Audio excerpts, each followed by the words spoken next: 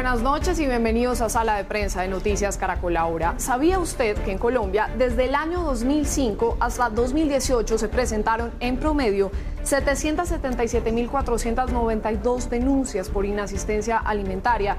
Es decir, casos en los que en su mayoría padres se niegan a responder por sus propios hijos, y la justicia solo ha producido 4.878 sentencias condenatorias por estos temas. Pues esta situación podría acabar gracias a una ley que está a punto de entrar en vigencia. Se trata de un mecanismo similar al data crédito, en el que serán reportados quienes incumplan con estas cuotas alimentarias. Se le conocerá como el Registro de Deudores Alimentarios Morosos o también como REDAM. La Corte Constitucional ya le dio vía libre a esta ley y solo falta la firma del presidente Iván Duque. Pues para hablar de todo este tema está con nosotros la autora de esta iniciativa, la senadora Maritza Martínez. Buenas noches y bienvenida a Sala de Prensa. Senadora, ¿cómo está? Buenas noches, Juanita. Muchísimas gracias por la invitación y un saludo para todos los que nos acompañan a esta hora. Me alegra mucho que esté con nosotros para entrar a analizar un poco más cómo es que va a funcionar este sistema. Y por eso quiero comenzar con esa pregunta, senadora. ¿Cómo es que va a funcionar REDAM? Bueno, lo que contempla la ley es un nuevo mecanismo, un nuevo instrumento jurídico para lograr que esas sentencias o esos acuerdos conciliatorios no se queden en el papel, sino que existan mecanismos para presionar el cumplimiento de este tipo de decisiones. ¿Cómo va a funcionar el REDAM? El Gobierno Nacional va a implementar este registro de deudores alimentarios morosos cuando una persona que tiene a cargo un menor y no se está cumpliendo por parte del obligado alimentario, del deudor alimentario, y llega a reunir más de 3 cuotas atrasadas, pues la persona que tiene a cargo el menor va donde el juez o el comisario de familia que determinó el monto de los alimentos y denuncia que no se está cumpliendo con las cuotas. Este funcionario está en la obligación dentro de los 5 días siguientes de convocar al deudor alimentario, y si el deudor no tiene cómo demostrar que efectivamente pagó, el funcionario debe de manera inmediata reportar ante la autoridad que está operando el REDAM a esta persona, y se debe hacer la inscripción de manera inmediata. Es que la importancia de este sistema es toda, senadora, y es que es muy frecuente, por ejemplo, encontrar en nuestro país estos casos de padres o madres que no asumen la responsabilidad de sus hijos, y basados, digamos, en las cifras que estábamos mencionando al comienzo del programa, el promedio es de casi 59.000 casos al año. Esto es muy frecuente, esto es de todos los días. Sí, realmente se está normalizando en nuestra sociedad que los padres o las madres que tienen a cargo una cuota alimentaria pues no la paguen. Y esta es una de las formas de violencia más atroces contra un menor de edad. Es que esa cuota alimentaria, recordemos, que es para garantizar vestuario, alimentación, educación y recreación del menor. Pues por supuesto, si no se cumple con ella, ocurre lo que hoy vemos: niños que no se están alimentando adecuadamente, que no pueden estar escolarizados. Bueno, situaciones que en realidad no tenemos por qué normalizar y aceptar en nuestra sociedad, y que creo que con esta norma, que es adicional a lo que hoy ya existe, no viene a cambiar nada ni a acabar con la pena de prisión o con el proceso de familia, no. Todo sigue igual, simplemente no se paga la cuota alimentaria que corresponde, se denuncia acá y empieza a operar el registro como una especie de data crédito. Claro, son unas prácticas muy lamentables que además generan, como usted también lo estaba diciendo, pues muchos conflictos familiares. ¿Cuáles son las sanciones que se podrían enfrentar a quienes no paguen esas cuotas alimentarias, senadora? Bueno, si la persona pretende celebrar contratos con el Estado directamente, ella como persona natural, o si es representante legal de una empresa, no va a poder suscribir ningún contrato con el Estado hasta tanto no se ponga al día y no aparezca reportado en el REDAM. Si la persona fue elegida para un cargo de elección popular o recibió un nombramiento en un cargo público, antes de tomar posesión o para poder tomar posesión, tiene que ponerse al día con los menores. La persona tampoco podrá salir del país. Podríamos decir, bueno, pero esa pena ya existe. Bueno, pero para lograr esa medida, antes tenían que acudir a la vía penal, en la denuncia, seguir todo el trámite. Ahorita no. Simplemente con su cuota alimentaria incumplida va, lo reporta y desde ese momento la persona no podrá salir del país. Hoy existe también una situación que consideramos bastante injusta. El padre o madre deudor alimentario, a pesar de que no se ocupa del bienestar del menor, sigue teniendo la potestad de autorizar o no su salida al exterior. Pues de ahora en adelante, el hecho de que no esté al día en las cuotas alimentarias y esté reportado en el REDAM, lo excluye de esta autorización. Es decir, si quiere seguir haciendo parte de este tipo de decisiones frente a su hijo o su hija, tiene que ponerse al día, porque de lo contrario ya no se requerirá su autorización. Cuando se vayan a enajenar bienes muebles o inmuebles sometidos a registro, el notario o el registrador tienen la obligación de consignar en el acto que esta persona está reportada en el REDAM. Esto va a ser un mecanismo bien útil porque va a permitir enterarse de los bienes que adquiere el deudor alimentario o de los dineros que recibe por un bien que somete a venta, y de esta manera la persona que tiene a cargo el menor va a poder perseguir estos bienes. En cuanto a entidades financieras o bancarias, si la persona solicita un crédito ante una entidad financiera o bancaria, es obligación de esa entidad revisar si está o no reportado en el REDAM. Y seguramente esta notificación de que está allí va a constituir un factor de riesgo que va a impedir el otorgamiento de créditos. Por eso, si la persona quiere su crédito, también debe previamente ponerse al día. Senadora, ¿y habrá sanciones penales?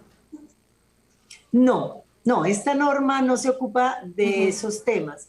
Son medidas novedosas, expeditas. Es otro tipo de mecanismo el que estamos implementando en el país. Siempre nos dicen, bueno, cualquier problema y quieren volverlo penal, quieren incrementar penas, esto es populismo punitivo, siempre nos señalan de eso. Sin embargo, yo insisto, todas esas medidas, esos procesos se mantienen idénticos, solamente que creamos un procedimiento adicional más rápido, más expedito, más práctico y muy novedoso que trae estas medidas. Le quería comentar una medida adicional que es fundamental.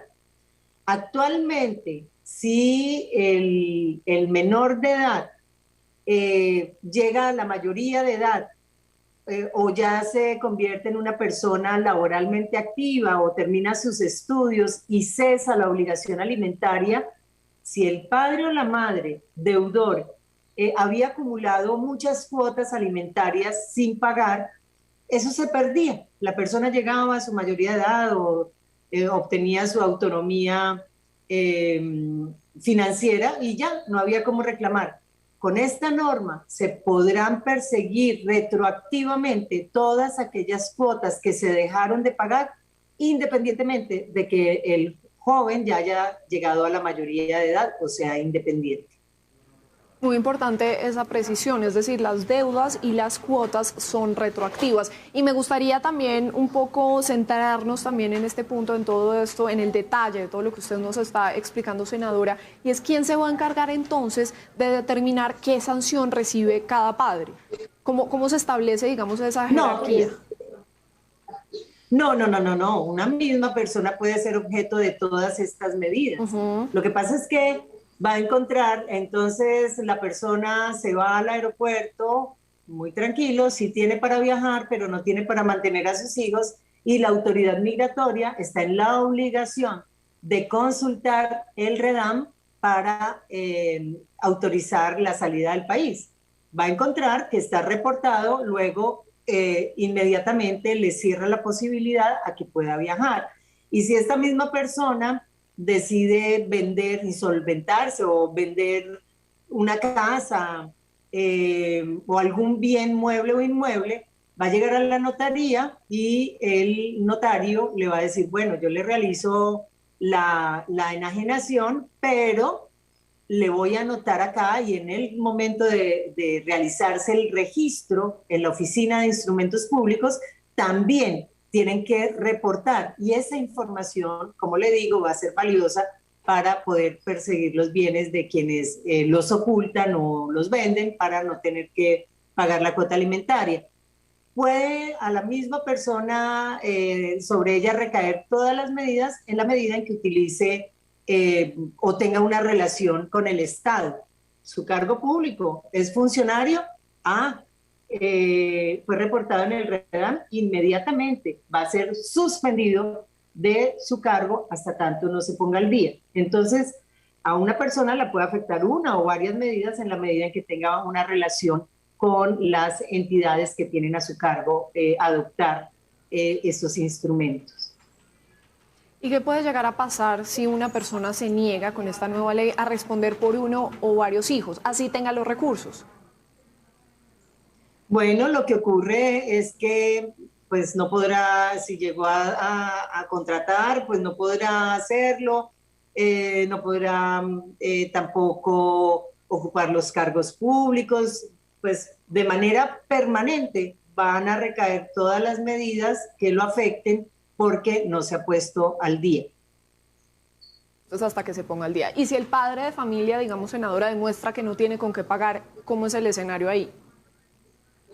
No, realmente el REDAM no se ocupa de tasar las cuotas alimentarias ni de establecerlas.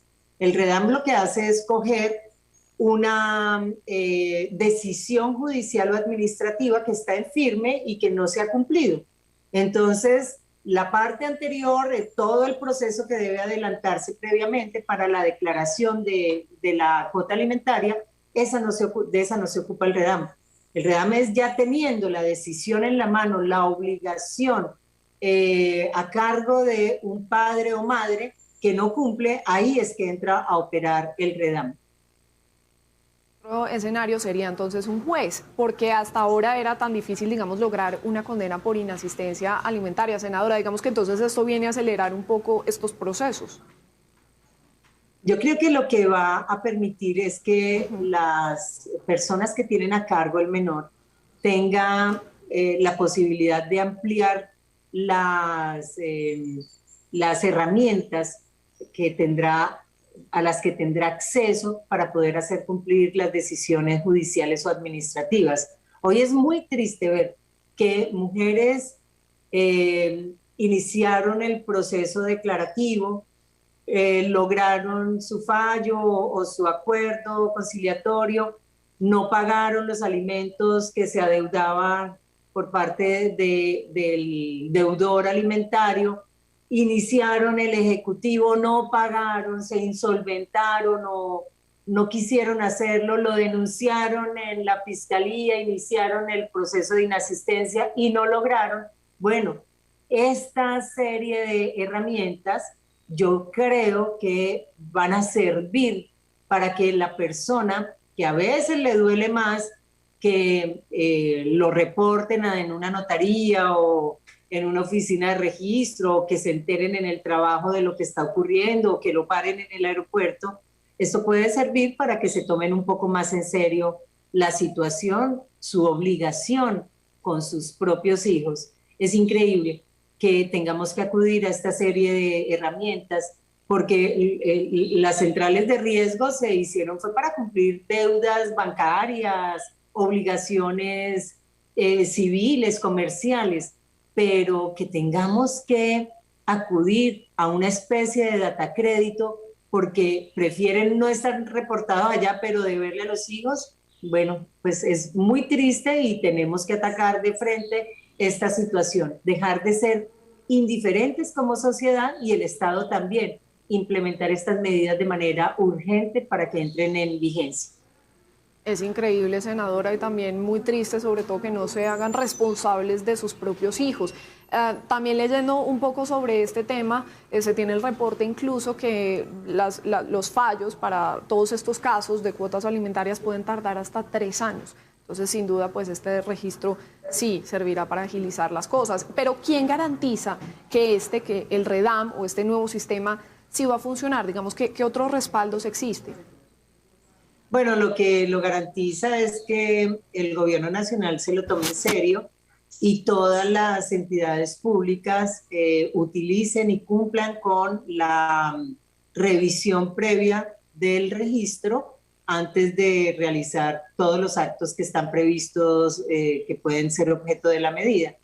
Si no hay un verdadero compromiso por parte tanto de los jueces como los funcionarios administrativos que tienen a cargo el reporte en el REDAM y de las autoridades que deben verificar esta información, si no hay un verdadero compromiso, pues va a ser muy difícil. Pero tengo toda la esperanza de que por tratarse de medidas novedosas, de ser un mecanismo que existe y funciona bien en otros países, de pronto esto incentive un mayor compromiso por parte de las autoridades.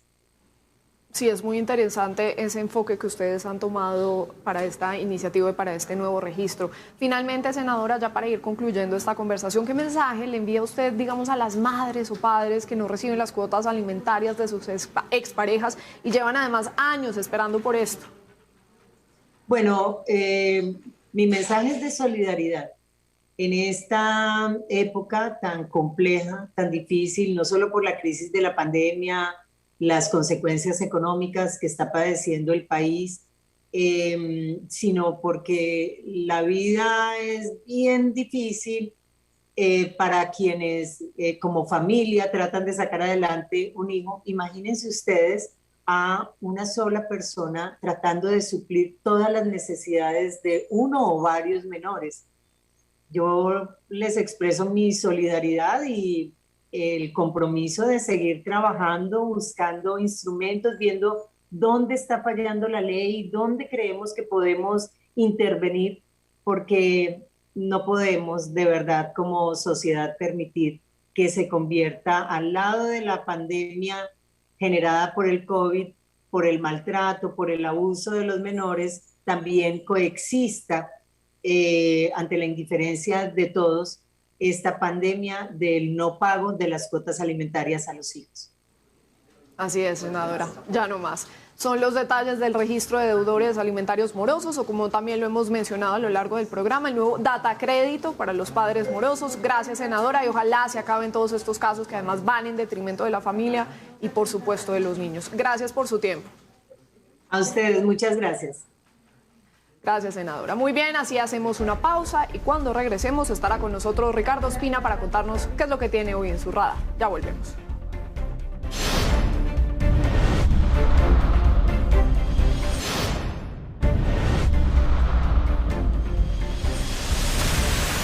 Seguimos en sala de prensa, saludamos a Ricardo Ospina, el director de los servicios informativos de Blue Radio, quien nos cuenta qué es lo que tiene hoy en su radar. Ricardo.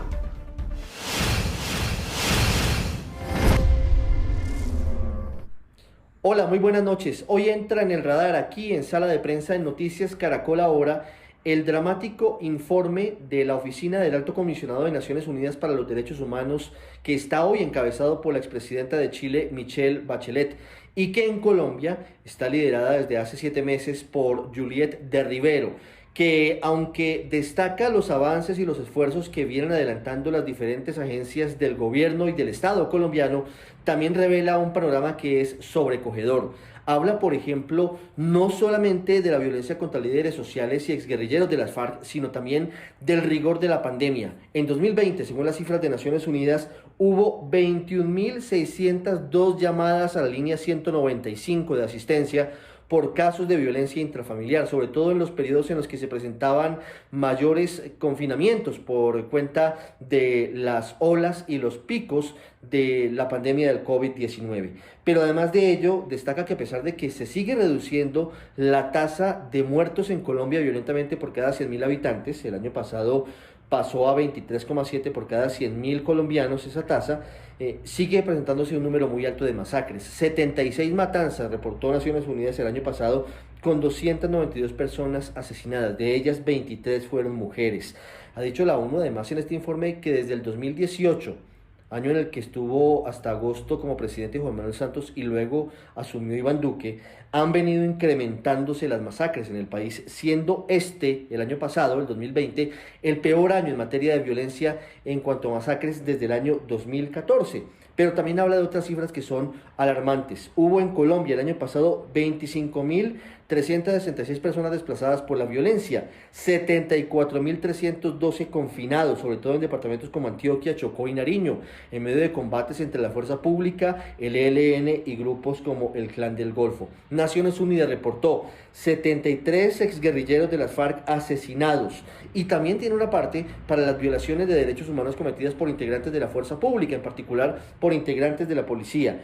Habla el informe de 42 privaciones de la vida de forma arbitraria en manos de la fuerza pública. Son homicidios realmente. De ellos, 13 tienen que ver con uso excesivo de la fuerza por parte de la policía durante las protestas del 9 y 10 de septiembre del año anterior. Un informe muy crudo en el que además se hizo una serie de recomendaciones Naciones Unidas al gobierno nacional. Gracias, Ricardo. Y hasta aquí, Sala de Prensa de Noticias Caracol. Ahora los dejamos con el segmento de Económico Signo Pesos. Buenas noches y hasta la próxima.